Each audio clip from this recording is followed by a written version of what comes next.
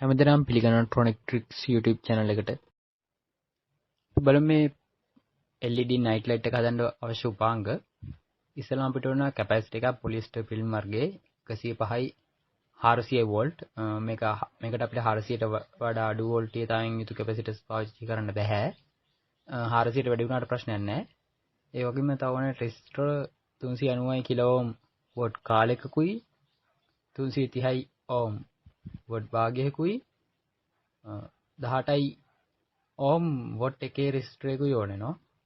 ඒ වගේම 1N 4007 diode හතරක් ඕන වෙනවා.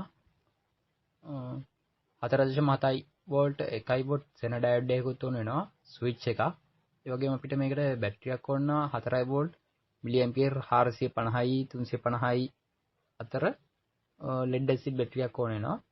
ඒ වගේම අපිට මේකට රතු පාට LED එකකුයි වොට් එකේ LED එකකුයි උපුණා වෙනවා. මේක තමයි අපේ LED night lamp circuit එක. මේක කෙලින්ම අපිට ගෙදරට එන 230 වෝල්ට් වලට සම්බන්ධ කරගන්න පුළුවන්.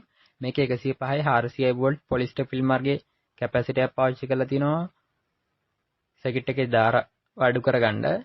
ඒ වගේ මේකට සම්බන්ධ කරලා තිනවා 390 කිලෝ ඕම් රෙසිස්ටර් එක පාවිච්චි කරලා තිනවා. කැපැසිටර් එකේ charge එක discharge කරගන්න. ඒ වගේම මේක 1N 4007 ඩයෝඩ් හතරක් පාවිච්චි කරලා තිනවා. මේකේ AC කරන්ට් එක DC කරගන්න 4.7 වෝල්ට් 1 වොට් සෙන ඩයෝඩ් එකක් පාවිච්චි කරලා තිනවා. මේකේ වෝල්ටේජ් එක රෙගියුලේට් කරලා නියතව තියාගන්න. ඒ වගේම මේකේ අපි රතු පාට LED එකක් සම්බන්ධ කරලා තිනවා. මේකේ charge වෙන එක ඉන්ඩිකේට් කරන්න.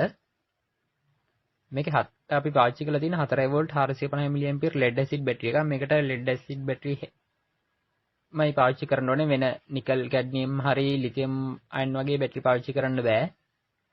මේකේ ඇම්පියර් ගාන 300 350 400 උනාට ප්‍රශ්නයක් නැහැ. ඒ වගේම තමයි අපි මේ සර්කිට් එක කරන්ට් එකට සම්බන්ධ කරන්න කලින් මේකේ බැටරිය අපි මේ සර්කිට් එකට සම්බන්ධ කරලා තියෙන්න ඕනේ.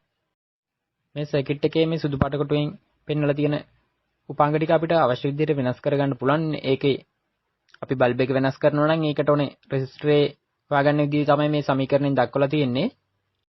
මේ සර්කිට් එක අපි බැටරිය charge කරගන්නකොට බැටරිය full charge වෙන්න නම් පැය 10ක් වගේ එක දිගට විදුලියට සම්බන්ධ කරලා තියන්න ඕනේ.